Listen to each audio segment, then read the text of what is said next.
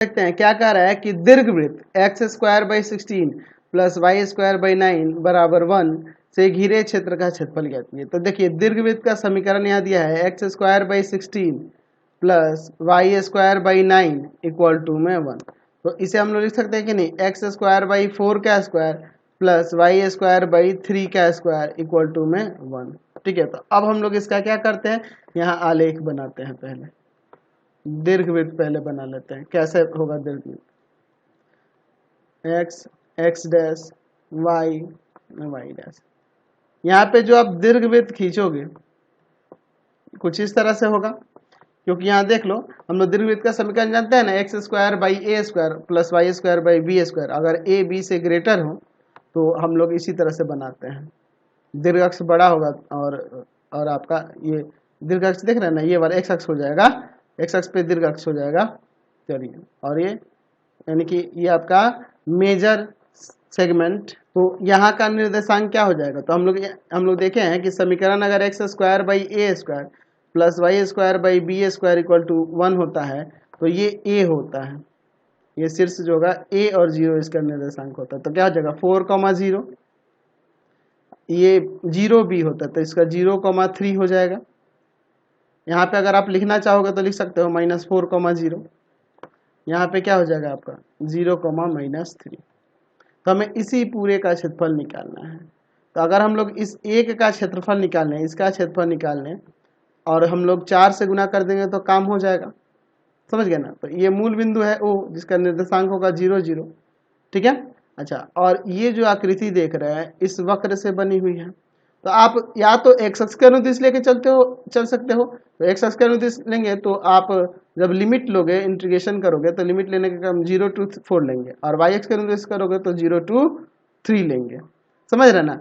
और एक्स अक्ष के अनुदिश चलेंगे तो हम लोग 0 to 4 आपका लिमिट लेंगे और यहाँ y का वैल्यू निकालेंगे। तो यहाँ से आपका y का वैल्यू कैसे निकालोगे, तो यहाँ देखो वाई स्क्वायर बाई 3 का square to 1 minus x square by 4 का square, y square by 3 square equal to में एलसीएम ले लेते हैं 4 स्क्वायर, यहाँ 4 का स्क्वायर माइनस का एक्स स्क्वायर, ऐसे ही रखेंगे स्क्वायर में। ठीक है, समझे ना बात को। अब ये डिवाइड वाला उधर जाके मल्टीप्लाई में, तो वाई स्क्वायर इक्वल टू हो जाएगा 3 स्क्वायर बाई 4 स्क्वायर और इंटू में यहाँ 4 स्क्वायर माइनस एक्स स्क्वायर, यानी कि फाइनली यहाँ से y इक्वल टू में क्या आ जाएगा आपका, ये रूट लगाओगे, यहाँ रूट लगाओगे तो ये रूट से बाहर निकलेगा ना 3 स्क्वायर बाई 4 स्क्वायर और इंटू में है आपका 4 का स्क्वायर माइनस एक्स स्क्वायर। तो y इक्वल टू क्या हो जाएगा यहाँ से 3/4 रूट अंडर 4 का स्क्वायर माइनस एक्स स्क्वायर, ये y का वैल्यू है। तो अब हमें किसके अनुदिश चलना होगा, x अक्ष के अनुदिश। लिमिट क्या लेंगे 0 to 4 लेंगे। तो हम लोग लिख सकते हैं यहाँ पर कि हम लोग क्या इसका नाम कुछ दे देते हैं ओ ए बी। ठीक है, यहाँ लिख सकते हैं कि ओ ए बी ओ वक्र से बना इसलिए ओ फिर से रिपीट कर दिए का जो क्षेत्रफल होगा वह क्या हो जाएगा, तो इंटीग्रेशन ऑफ 0 to 4 गए हैं और y का वैल्यू यही ना है, हम लोग y dx, y का वैल्यू अब रख देते हैं यहाँ पे 0 to 4, यहाँ 3/4 कॉन्स्टेंट है बाहर निकाल देते हैं, रूट अंडर 4 का square minus x square D x. तो चलिए अब इसका इंटीग्रेशन करते हैं। तो क्या होता है integration, root under a square minus x square का। तो आपको फॉर्मूला याद ही होगा, वैसे मैं बता देता हूँ। Integration of root under a square minus x square क्या होता है, पढ़े हम लोग ना। क्या होता है इसका इंटीग्रेशन, तो होता है आपका x/2 root under a square minus x square plus a square by 2 sine inverse x by a, ये होता है, और प्लस में कॉन्स्टेंट सी।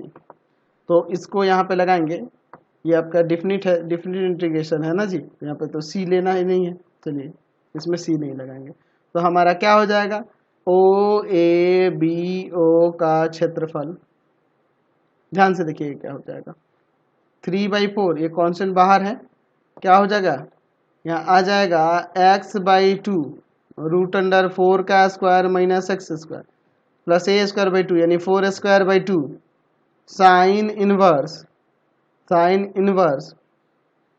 x/4। ठीक है, और लिमिट दिया है यहाँ 0 to 4, ध्यान से देखिएगा 3/4। अब यहाँ पे समझो, यहाँ 4 पुट करोगे यहाँ तो ये तो 0 हो जाएगा, यहाँ पे 2 आएगा, 4/2 2 आएगा, लेकिन ये 0 होगा तो टोटल 0। अच्छा यहाँ पे देखो 4 का स्क्वायर 16 और 16 में 2 से डिवाइड करेंगे तो 8।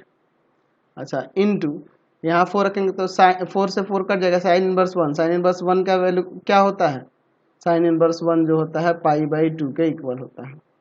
फिर माइनस दिया जाता है बीच में, अब 0 पुट करेंगे तो 0 पुट करेंगे तो यहाँ 0 पुट करेंगे तो सारा 0 हो जाएगा, और यहाँ पे देखो 0 पुट करेंगे तो ये साइन इनवर्स 0 यानी 0, 0 से ये मल्टीप्लाई होगा तो टोटल 0, यानी 0 पुट करने पे 0 ही आएगा। इसको आप काट दो, ठीक है। तो 3/4 इंटू में 4π, 4 से 4 कट जाएगा, 3π वर्ग इकाई हो गया, वर्ग इकाई।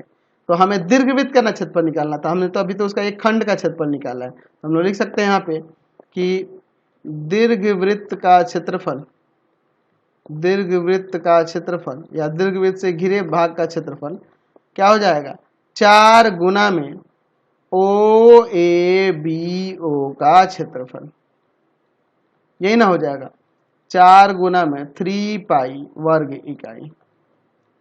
यहाँ से कितना आ जाएगा, तो यहाँ आ जाएगा 12π वर्ग इकाई, ये क्षेत्रफल हो गया।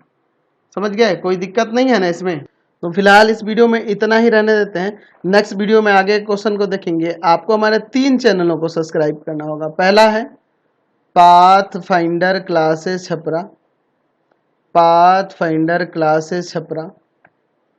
दूसरा है आपका भारती भवन रविकांत सर, भारती भवन रविकांत सर, रविकांत सर। और तीसरा चैनल है रविकांत सर के नाम से। तीनों चैनल को सब्सक्राइब कर लेंगे और इससे रिलेटेड वीडियो के लिए सीधे डिस्क्रिप्शन में जाएंगे। इससे रिलेटेड नोट्स के लिए गूगल पे जाकर सर्च करेंगे www.ravikantsir.in, और यहाँ पर जाकर आप सभी क्लासेस के नोट्स और उनके PDF को डाउनलोड कर सकते हैं, पढ़ भी सकते हैं। इंस्टाग्राम और फेसबुक पे जाके पाथफाइंडर क्लासेस छपरा को लाइक एंड फॉलो करना नहीं भूलेंगे।